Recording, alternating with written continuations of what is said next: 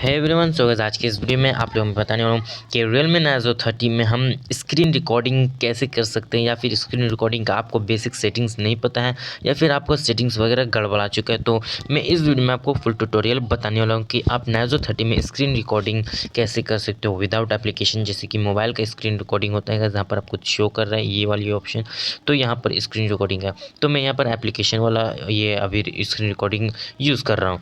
तो चलिए guys, video start करने से पहले मैं एक रिक्वेस्ट करना चाहता हूँ कि अब तक हमारे चैनल को सब्सक्राइब नहीं किया तो जल्द से जल्द रेड बटन दबाकर सब्सक्राइब कर लो और साथ में बेल आइकन को प्रेस करके ऑल पे सेट कर देना, ताकि जो हमारे नए नए लेटेस्ट वीडियोज़ हैं उनके नोटिफिकेशंस आपको मिलती रहेगी।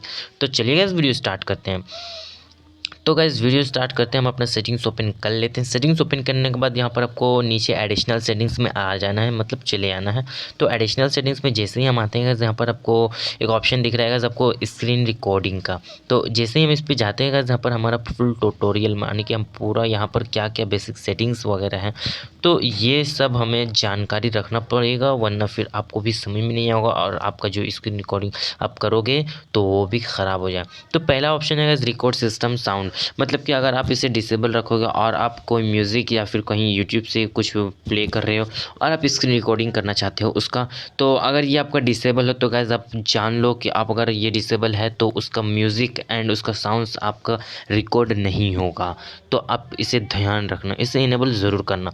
और फिर सेकंड वाला आता है गाइस रिकॉर्ड माइक्रोफोन साउंड, मतलब कि आप अगर किसी चीज़ के लिए रिकॉर्ड करते हो, यानी आप जैसे कि मैं यहाँ अभी बोल रहा हूँ, तो अगर मैं जैसे ही इसे अगर डिसेबल कर दूँ तो मैं जो बोलूँगा वो यहाँ पर रिकॉर्ड नहीं होगा, बस सिस्टम के साउंड्स रिकॉर्ड होंगे। तो इसे भी ज़रूर ध्यान रखना कि इसे इनेबल रखना ज़रूरी है। तो यहाँ पर एक वीडियो रिजोल्यूशन है गाइस आपको,